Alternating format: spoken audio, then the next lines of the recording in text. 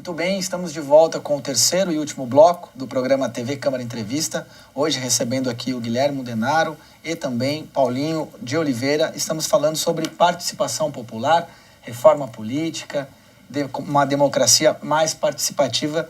Como construir uma democracia mais participativa?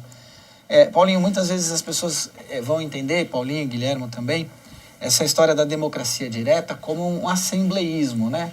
Então agora, poxa, todas as decisões que tiver que serem tomadas aí pelo Estado ou nas câmaras municipais, nas assembleias, vamos ter que fazer plebiscito para consultar as pessoas.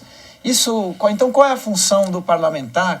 Existe muita confusão aí entre o que é uma democracia direta e também uma democracia mais participativa. Eu queria que vocês esclarecessem esses pontos, porque essa desinformação às vezes gera conceitos equivocados. Ok. Na verdade, Welton, nós temos um processo de construção da democracia.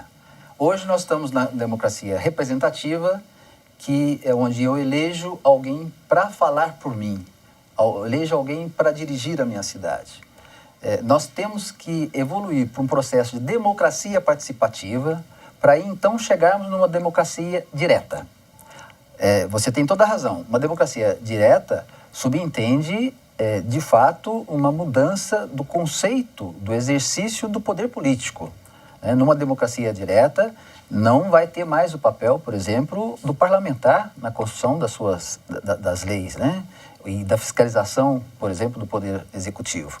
Então, é um processo que você vai passar por um amadurecimento da democracia participativa para aí, então, conquistar e conduzir, né, a sociedade, a organização política da sociedade através de uma participação, de uma democracia direta. Ou seja, é a população decidindo diretamente as suas necessidades e os seus caminhos. Mas isso, obviamente, não vai se dar de forma assembleias, né, genéricas, como você colocou como sendo risco. Não, isso tem critérios. Por exemplo, hoje, ao pensarmos uma democracia participativa, nós podemos resgatar, por exemplo, a presença dos conselhos. Conselhos deliberativos. É uma forma de um exercício de participação, né, de uma democracia participativa.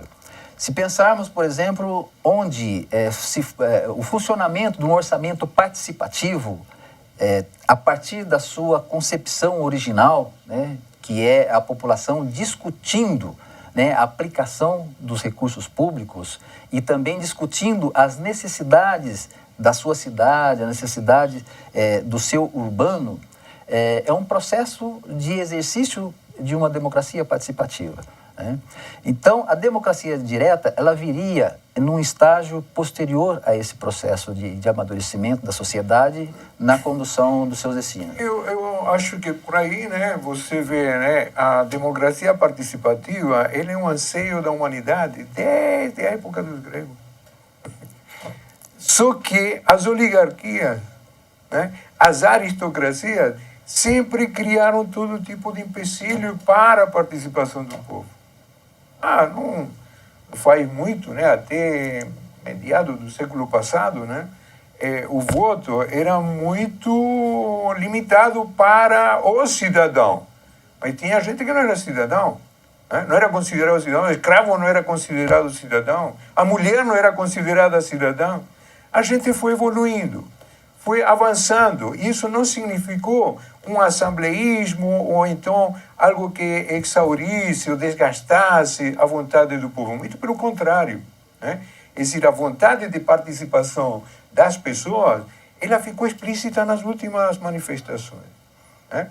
Se tomam decisões sobre as quais a grande maioria fica fora. E olha, Guilherme, por exemplo, dentro do sistema de cooperativismo, sistema de produção coletiva, que já existe em muitos lugares, e o próprio movimento dos trabalhadores sem terra tem, né, experiências dessa natureza, né? A Central de Movimentos Populares, nas suas diversas atuações, dos movimentos filiados à Central de Movimentos Populares, existem experiências de autogestão, né, na construção de moradia, né, da forma de interagir, né, com o poder público nas suas políticas, né, de saúde, por exemplo. Já existem formas da população se organizar, acontecendo hoje, Claro. que sem saber já é um exercício de uma democracia direta. E o que Porque muitas vezes você pensa na democracia direta, você pensa na substituição do exercício de um poder político, né? E o poder ele é partilhado no dia a dia, na base, onde as pessoas estão. Veja só, e um exemplo muito claro é aquilo que você estava falando sobre os conselhos. Conselho de Saúde, Conselho de Alimentação Escolar, Conselho sobre a mídia, né? É dizer, sobre o monopólio da informação, né? É preciso democratizar a vida. E estes conselhos, que se praticam em nível federal, estadual e municipal, permitiram uma participação maior da sociedade para determinar políticas públicas, para definir onde aplicar recursos, né? É dizer, assim a gente viu, por exemplo, né? Eu participei muito aqui da conferência, a segunda conferência de Agricultura Familiar para o Desenvolvimento Sustentável, para garantir a segurança alimentar e nutricional que as grandes corporações representadas no Congresso Nacional, ocupando a maioria do Congresso Nacional, nos fazem comer agrotóxicos e transgênicos, né? A Agricultura Familiar convocou a sua conferência e ela é uma conferência consultiva. Mas no Congresso Nacional, agora, o governo apresentou um projeto de lei para regulamentar a participação popular da sociedade civil nesses conselhos, e o Congresso Nacional acha que isso vai destruir o parlamento brasileiro, que vai destruir os alicerces da democracia. Ou seja, a democracia está enclausurada, engavetada, privatizada, certo? Pelo interesse, pelo poder econômico, né? Eles têm ojeriza da participação popular. Nós queremos quanto mais participação popular, por isso que nós falamos de um projeto popular para o Brasil. Nós queremos que o povo seja ouvido em todos os lugares, para poder determinar. Agora mesmo, por exemplo, sobre as comunidades indígenas e quilombolas. É prerrogativa, a demarcação de terras indígenas é prerrogativa do governo federal, do executivo. Mas os latifundiários, os garimpeiros, os grileiros de terra estão querendo que essa prerrogativa seja do Congresso Nacional.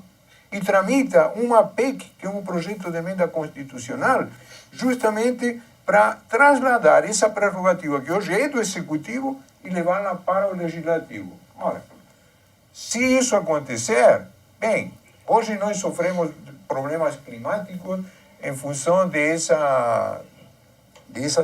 desmatamento todo, em função da exploração de minério de uma forma que degrada o solo, que antigamente era utilizado para o cultivo de alimentos, né? É dizer, e se isso acontecer, se a PEC 215 passa, a prerrogativa fica para o Congresso, nenhuma terra indígena mais vai ser demarcada, nenhum quilombo mais vai ser demarcado, né? E aí você pode esperar que o agronegócio termine de destruir a Amazônia, certo? E nós vamos voltar a mandar commodities, né? Minérios e matérias-primas para fora da fronteira, igual que na época da colonização. Isto é neocolonialismo. E isto é justamente como consequência de que não há uma participação mais intensa do nosso povo nas decisões mais importantes que devem ser tomadas. Por isso queremos um plebiscito. Mas, Paulinho e Guilherme, se a gente... se existem tantas... como eu posso dizer, tantos aparelhos aí ideológicos, tantas formas de manipular a população, a gente não tem que ter uma etapa anterior, que é do exercício da democracia, que é empoderar a população, dar informação, apresentar quais as ferramentas. Nós não corremos o risco de cair nessa mesma dominação que a gente tem da democracia representativa. Nós não temos também um risco de que essa população também seja manipulada, também reproduza uma ideologia que é contrária ao interesse popular? Olha, Como evitar Elton, que isso aconteça? sim. Simplesmente permitir que eu me expresse não é garantia, Não. ou é? Claro. É o começo, né? Ter essa garantia é o começo. Mas, no entanto, a sociedade brasileira, o povo, o trabalhador, a trabalhadora, tem que compreender da sua capacidade de organização. E nós sabemos disso, né? Nós temos experiências que mostram que as pessoas se organizam, né? Os trabalhadores, as trabalhadoras, se organizam dentro dos seus diversos segmentos de atuação de forma autônoma e com muito cuidado com a ingerência de, como você colocou, de influências de diferentes interesses, que não sejam aqueles que atendem à sua necessidade. Então, nós falamos, por exemplo, de muitas experiências de autogestão. Isso começa a partir de uma organização de base, onde as pessoas se encontram, se reúnem e se apropriam da sua capacidade de gerir alguma coisa, de organizar e conquistar aquilo que precisa, os seus projetos, as suas metas. E você me permite uma coisa? Sim. Quando eu falava no início sobre a história dos movimentos populares de 78 para cá, nos dá a evidência de que a participação popular liberta o povo da ignorância, liberta o povo da alienação a que é submetido cotidianamente por quem tem o monopólio da informação. Tá? É dizer, é impressionante a capacidade do povo brasileiro, a criatividade do povo brasileiro para ir ao encontro da vida, né?